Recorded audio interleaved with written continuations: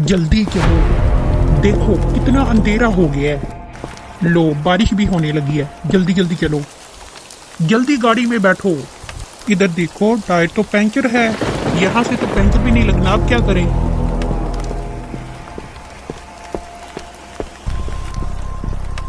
किसी के घर एक रात ठहरना पड़ेगा और क्या। वो देखो सामने किसी का घर। इधर से पूछते हैं।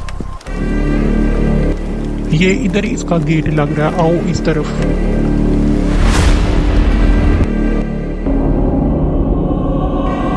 यहाँ कोई नहीं है, मुझे डर लग रहा बेटा है। डरने की तो कोई बात नहीं, एक रात की तो बात है। छोटे जैन से कहता है कि मेरे पास आकर सो जाओ, लेकिन छोटा जैन बहुत डर रहा होता है।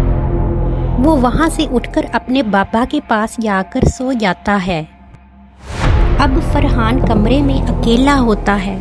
फरहान को अजीब सी सरसराहट की आवाज़ आती है। वो उठकर बैठ जाता है।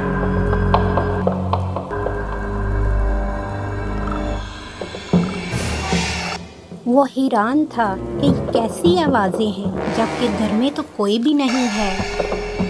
मुझे यहाँ इतना अजीब क्यों लग रहा है? मैं असद को भी पूछता हूँ। कौन है? कौन है बाहिर? कौन है? कोई जवाब तो दो। फरहान असद को कॉल करता है और कहता है, असद मुझे यहाँ बड़ा अजीब सा लग रहा है, यहाँ आ जाओ, एक ही रूम में सो जाते हैं। लेकिन असद कहता है, कुछ अजीब नहीं है यहाँ, सो जाओ। वो सोने की कोशिश करता है। आंख लगते ही वो कुछ लोगों को इस घर में जलते हुए देखता है। चौंक जाता है और उठ के बैठ जाता है। उसे पहले से भी ज्यादा अजीब लगने लगता है और कहता है, मैं असद के पास ही चला जाता हूँ। वो तेजी से दूसरे रूम में जाने की कोशिश करता है, लेकिन ना जाने कोई शक्ति उसे गिरा देती है और वो सीधा एक लाइब्रेरी में जाके गिरता है। उसे बहुत गुस्सा आता है और वो टेबल को ठोकरें मारने लगता है। जब तक उसका गुस्सा ठंडा नहीं हो जाता वो ठोकरें ही मारता जाता है।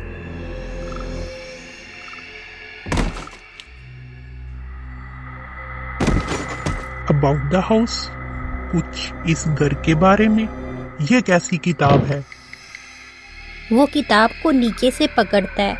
वो किताब इसी घर के बारे में थी जिसमें लिखा था कि किस तरह इस घर के खानदान के लोग जलकर मर गए थे और कैसे उनकी रूहें इस घर में भटकती हैं। वहीं बैठकर पढ़ने लगता है।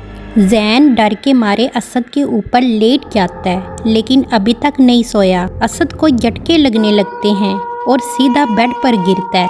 छोटा जैन और असद चौंक कर उठकर बैठ जाते हैं। फिर असद को फरहान का ख्याल आता है और कहता है, फरहान ने मुझे कॉल की थी और कहा था कि उसे यहाँ इस घर में कुछ अजीब सा लग रहा है। अब तो मुझे भी कुछ अजीब लगने लगा है। फरहान ठीक तो है ना? फरहान किताब को वहीं छोड़कर असद के कमरे की तरफ भागता है, लेकिन किताब भी उसके पीछे पीछे आने लगती है। असद को भी अपने कमरे में अजीब सी आवाज़ें आने लगती हैं। वो चौंक के खड़े हो जाते हैं। फरहान भागता हुआ असद के कमरे में ही सांस लेता है, लेकिन किताब इसका पीछा नहीं छोड़ती और किताब भी बेड पर आकर गिर जाती है।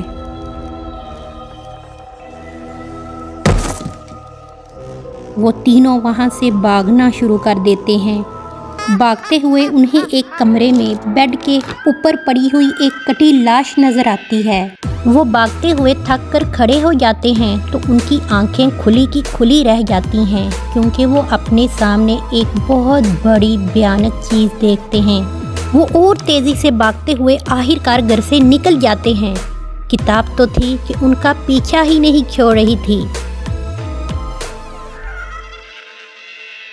वो घर से निकलकर तेजी से अपनी गाड़ी की तरफ भागते हैं।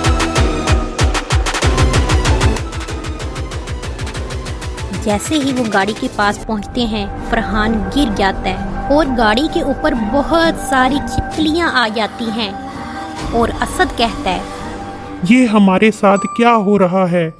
इतने में किताब भी इनके पास आकर गिर जाती है। फरहान किताब को देखता है और कहता है, इसको जल्दी से जला देते हैं तो हमारी उनसे जान छूट जाएगी। वो इस पर मैच स्टिक जलाकर फेंकता है और किताब को आग लग जाती है, लेकिन खुद ही बुझ जाती है। इसके अंदर से एक काला साया निकलता है। इस काले साये के निकलते ही लहरों के साथ ही किताब गायब हो जाती है। वो तेजी से वहां से निकलते हैं, लेकिन क्या था कि किताब का गायब ही होना था कि वहां चुड़ैलें आ जाती हैं जो किताब की रखवाली किया करती थीं। लेकिन इन्होंने तो किताब को जला दिया था। वो इनका पीछा करना शुरू कर देती हैं और जिस रास्ते से उन्हें गुजरना था उनके रास्ते में पहले से ही आकर खड़ी हो जाती हैं। अब क्या होगा?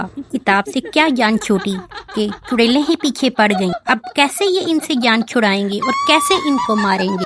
जानने के लिए देखिए इस कहानी का पार्ट 2। तो आपको ये स्टोरी कैसी लगी? अगर अच्छी लगे एक लाइक जरूर कर दें। आपके लाइक करने से हमें मोटिवेशन मिलती है।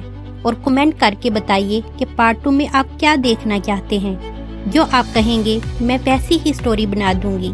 आप अपना बहुत सारा ख्याल रखिए। अल्लाह हाफिज।